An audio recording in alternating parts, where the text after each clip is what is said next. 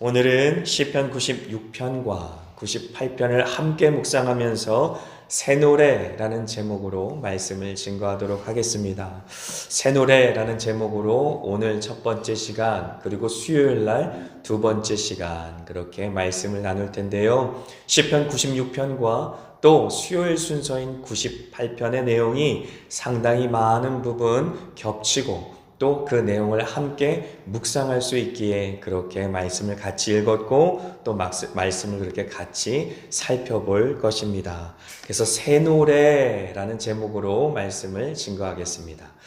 자, 우리가 새 노래로 주님을 찬양한다라는 시편의 표현을 굉장히 많이 들었습니다. 그렇다면 새 노래는 무슨 노래를 새 노래라고 부를까? 우리가 새 노래라고 말하면 이제 막 갓 지은 노래, 그 노래가 새 노래일까? 라는 생각을 많이 갖게 되어지죠. 그런데 사실은 성경에서 말하는 새 노래에는 그런 의미가 아닙니다. 새 노래라는 그 단어 하나만 잘 이해해도 우리가 성도로서 하나님께 어떻게 찬송해야 되는지, 어떻게 예배해야 되는지 그 내용을 잘 알 수 있어요.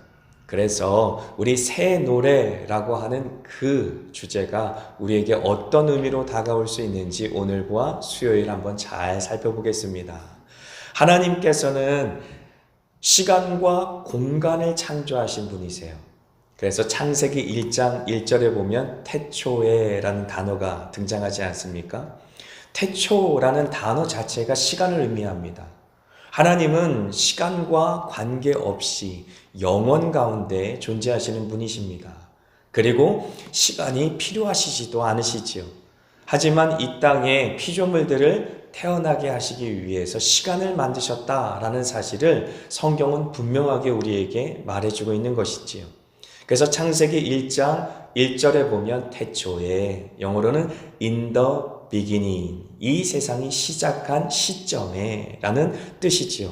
그래서 이 세상이 시작할 때 원래는 시간이 없었지만 하나님께서 온 피조 만물들을 만드시기 위해 그 피조물들이 필요한 시간을 만드셨다라는 사실을 우리는 알 수가 있는 것이지요.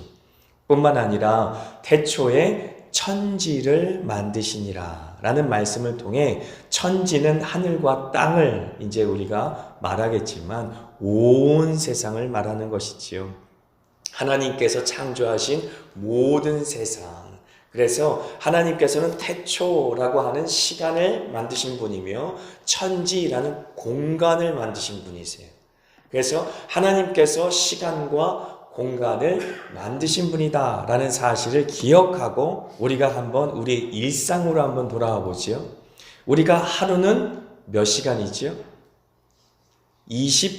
24시간입니다. 그런데 이 24시간을 어떤 것을 기준으로 24시간을 설정했는지 혹시 기억하십니까?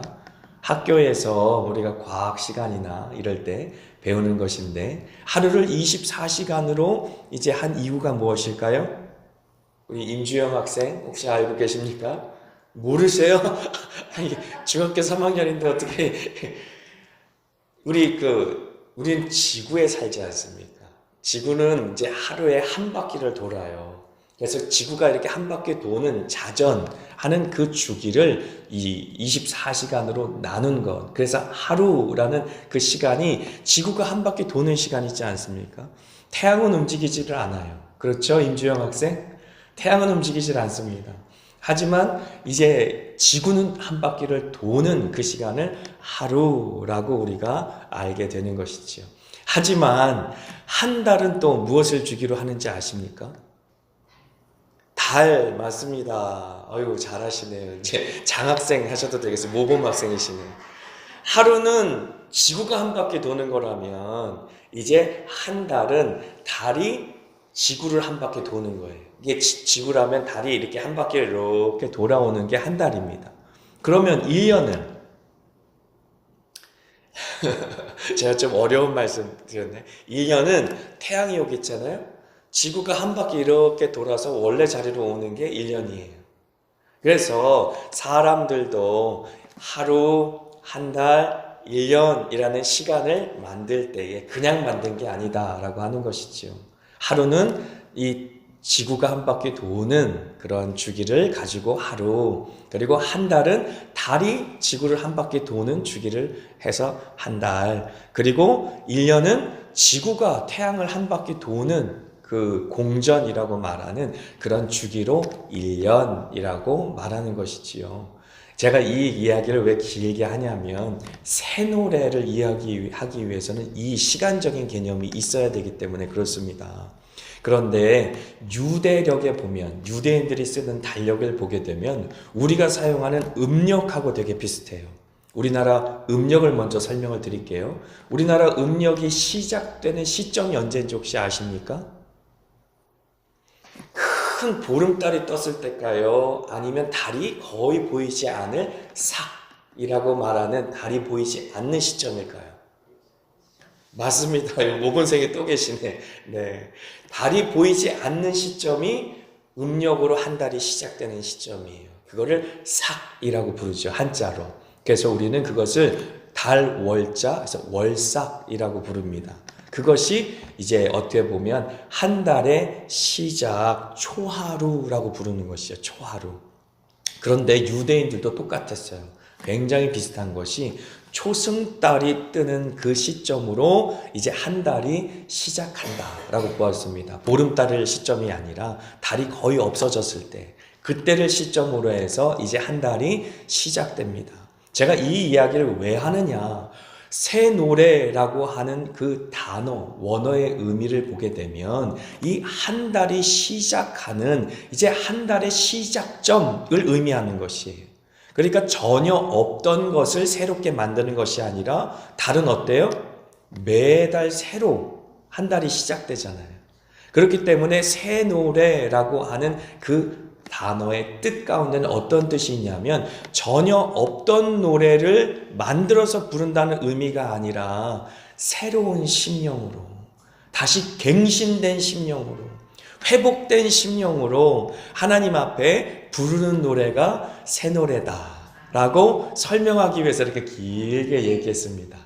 그런데 이제 기억이 나겠죠? 새 노래로 주님을 찬양하라 라고 했을 때는 갱신의 의미가 있는 것이죠. 다시 새것되는, 아침마다 새롭고 또 새로우니 주의 성실이 크도소이다 라는 그 고백처럼 아침마다 새롭고 또 새로운 주님, 그 주님 때문에 나의 심령이 다 죽게 되었는데 다시 차오르잖아요. 주님의 은혜로. 그래서 그 새 노래라고 하는 것은 나의 마음은 정말로 흑암뿐인, 정말로 어둠뿐인 그러한 심령이었는데 다시 주님께서 어느새 다시 조금씩 주님의 은혜로, 주님의 빛으로 채워주셔서 결국은 하나님 앞에 찬송 부를 수 있는 심령으로 만들어주시는 그 노래. 그래서 갱신의 의미가 있다라는 것이지요. 그래서 절망하지 마시기 바랍니다. 우리가 낙담될 수도 있고 근심될 수도 있고 이 땅 가운데 살다 보면 염려와 두려움에 휩싸일 때도 있지만 그 모든 것을 다시 새롭게 하시는 분은 하나님이시기에 그 하나님의 구원을 높이면서 찬송할 수 있는 것이 바로 성도들의 찬송 새노래이다 라고 말하는 것이지요. 그래서 새노래라는 그 단어 자체도 참 얼마나 의미롭고 또 은혜로운지 모르겠습니다. 그래서 민수기 28장 11절 한번 보시죠. 민수기 28장 11절 같이 읽습니다. 초하루에는 숫송아지 2마리와 순양 1마리와 1년 되고 흠없는 순양 7마리로 여호와께 번제를 드리되. 그래서 초하루라고 하는 이 단어를 한자로 한다면 월삭이라는 단어였었어요. 그래서 보니까 이 유대인들은 매달 첫날 이제 초하루라는 단어가 한 달이 시작하는 시작점이라고 말씀을 드렸잖아요. 그래서 새노래라고 하는 그 새로운 것, 시작하는 것이라는 그 원어의 뜻이 저 초하루 속에 숨어 있다라고 말씀을 드렸어요. 새로 시작할 수 있는 그런 시작을 하나님께서 은혜로 우리에게 마련하시는 것이지요. 그래서 유대인들은 저 초하루 날에 저렇게 하나님 앞에 번제를 드렸다라고 기록되어 있습니다. 그래서 우리나라의 이제 한국 교회에도 이 민수기 28장 11절의 말씀을 근거로 하여 월삭 기도회를 드리는 교회가 있었지요. 혹시 기억하십니까? 과거에 옛날 옛적에 뭐 요즘에 드리는 교회들도 물론 있지만 요즘에 많이 드리지 않습니다. 그래서 월삭 기도회라는 이름으로 예전에 이렇게 매달 첫날 하나님 앞에 다시 시작합니다. 주님 다시 시작합니다. 내가 한 달 동안 미끄러졌고 넘어졌고 실패했지만 주님 다시 시작합니다. 주님의 은혜로 다시 일어섭니다 라는 의미로 그렇게 초하루를 하나님 앞에 예배로 봉헌하여 올려드렸다라고 하는 것이지요. 그래서 그렇다면 이 새 노래는 누가 부를 수 있겠습니까? 과연 새 노래를 부를 수 있는 사람은 누구이겠습니까? 고린도전서 5장 17절의 말씀 같이 읽습니다. 그런즉 누구든지 그리스도 안에 있으면 새로운 피조물이라. 이전 것은 지나갔으니 보라 새 것이 되었도다. 할렐루야. 아멘. 새 노래를 부를 수 있는 유일한 존재는 바로 아침마다 새롭고 또 새로우신 하나님의 그 은혜로 말미암아 새 심령으로 지음을 입게 되는 성도들, 그들 외에 누가 이 노래를 부를 수 있겠습니까? 이 땅 가운데 살아가면서도 나를 바라볼 때는 낙심되지만, 나를 바라볼 때는 절망스럽지만 하나님께서 다시 시작하게 하셔서 내 마음속에 다시 주님의 찬송으로 가득 채우실 그날을 앙모하며 주님께서 우리의 마음과 심령을 새 피조물로 빚어주시기에 우리의 마음속에 새 노래가 터져 나오는 것이지요. 우리를 바라보면 사실 노래가 나오지 않아요. 하지만 낙심스러운 우리를 바라보고 또 그런 절망스러운 우리를 살려내신 하나님을 바라보면서 이 찬송이 터져 나올 수밖에 없는 것이지요. 우리를 보고 세상을 보면 찬송이 나오지 않지만 우리를 건져내신 하나님, 우리를 다시 예배의 자리로 이끌어 세우신 하나님을 바라보면 자연스럽게 우리의 마음속에 찬송이 터져 나온다라고 하는 것이지요. 그래서 새 언약으로 말미암아 새로운 피조물이 된, 새로운 창조물이 된 성도들, 그들만이 새 노래를 부를 수 있다. 요한계시록 14장 3절에 분명하게 기록되어 있는 것입니다. 같이 읽습니다. 그들이 보좌 앞과 내 생물과 장로들 앞에서 새 노래를 부르니 땅에서 속량함을 받은 14만 4천 밖에는 능히 이 노래를 배울 자가 없더라. 아멘. 요한계시록의 보좌 앞에 어린 양께 찬송을 부르는 이 새 노래를 부르는 무리가 있으니 그 무리들이 바로 어린 양의 피로 속량함을 받은 14만 4천 저와 여러분이다 라고 하는 것이지요. 14만 4천을 신천지 같은 이단들은 이 숫자대로 봅니다. 그런데 절대로 14만 4천이라는 숫자를 이 숫자로 문자로 보면 안 되는 것이죠. 14만 4천은 구약에 있었던 12지파라는 12 구약 시대의 성도를 말하는 것이지요. 그리고 이제 12사도로 말미암아 이 땅 가운데 예수 그리스도의 복음 십자가 사역으로 세워진 교회, 그래서 12 곱하기 12, 그리고 그 모든 꽉 찬 완전 수인 천을 곱해서 14만 4천이 나온 것이, 그렇다면 이것은 어떤 의미냐? 구약 시대에 오실 예수 그리스도를 바라보며 구원 얻은 모든 성도들, 그리고 신약 시대에 오신 예수 그리스도를 믿고 구원 얻은 모든 성도들, 그러니까 거룩한 공교회, 우주적인 교회를 말하는 것입니다. 우리의 눈에 보이는 지금의 성도들, 지금의 교회들만을 말하는 것이 아니라 주님 앞에 섰을 때에 모든 믿는 사람들이 모여서 어린 양 앞에 찬양할 그 모든 우주적인 교회 믿음의 사람들, 그들의 숫자가 14만 4천이고 그들만이 새 노래를 부를 수 있다.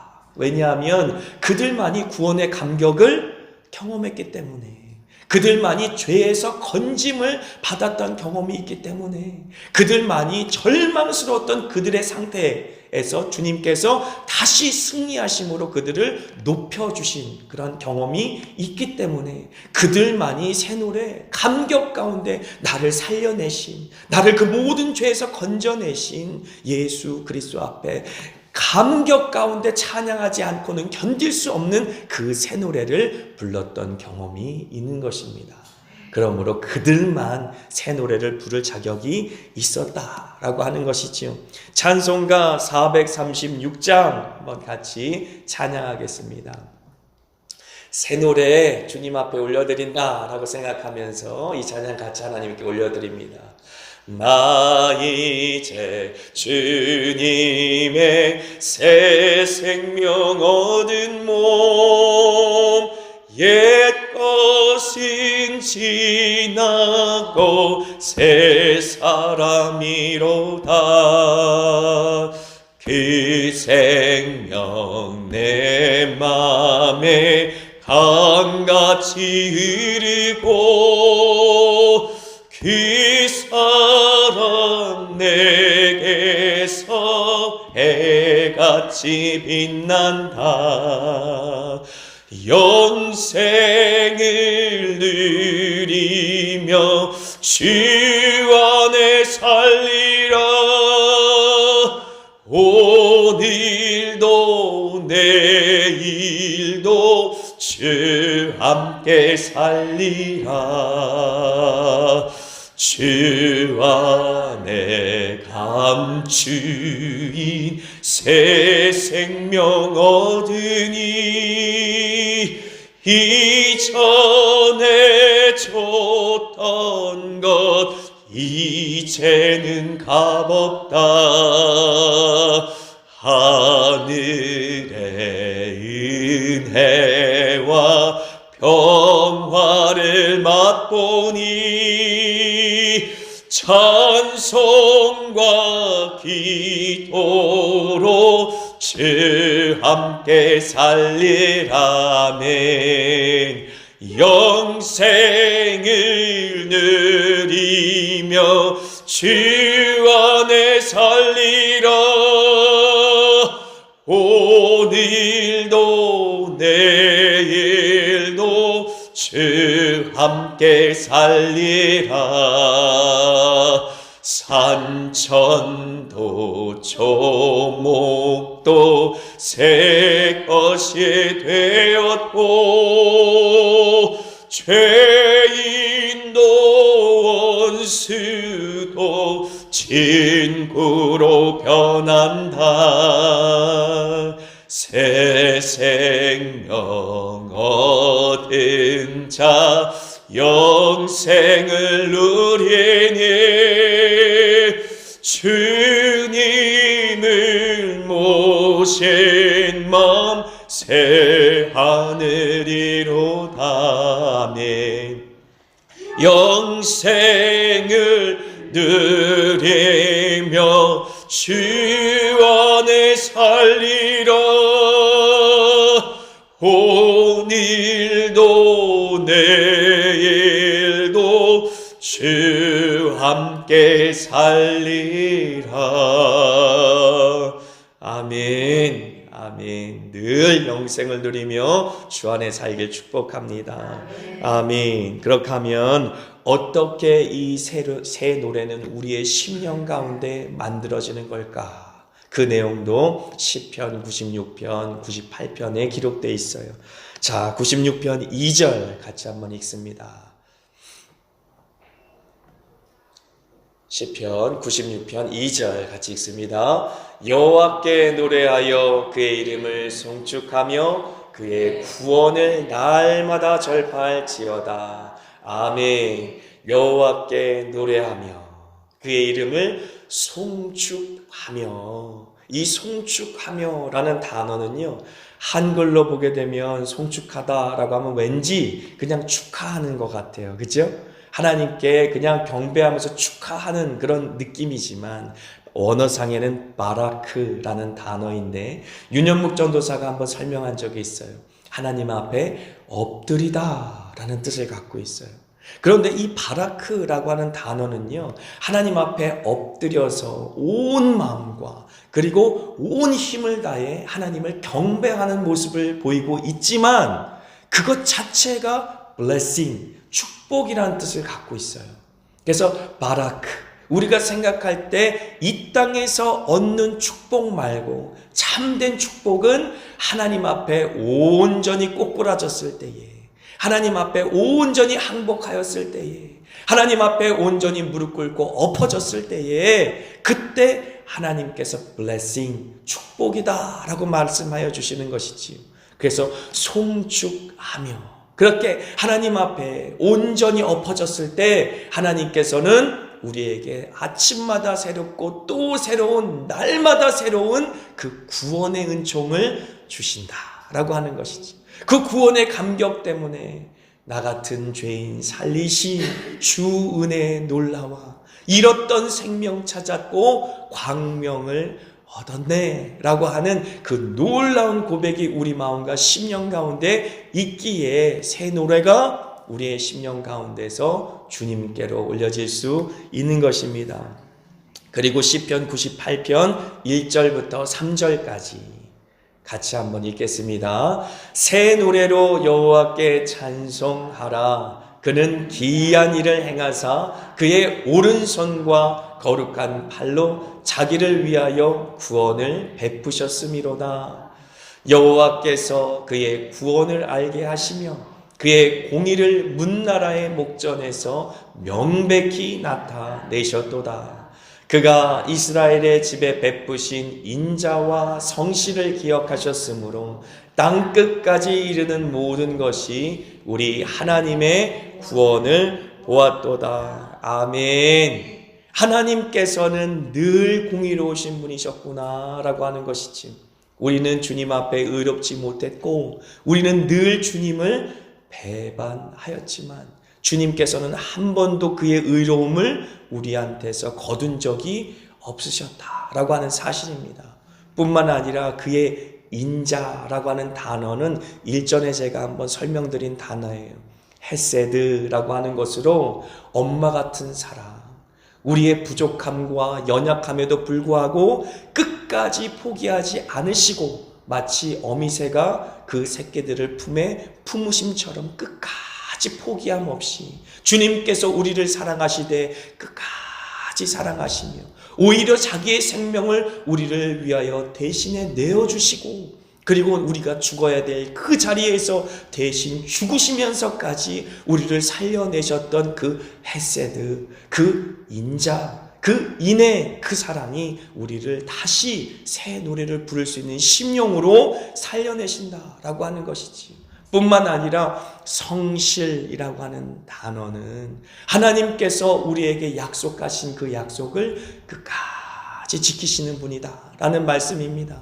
우리는 주님 앞에 신실하지 못했지만, 우리는 주님 앞에 충성되지 못하였지만 하나님께서는 늘 성실하시고 주님께서는 늘 우리에게 faithful 하신 그러한 주님이셨다라고 하는 것이지.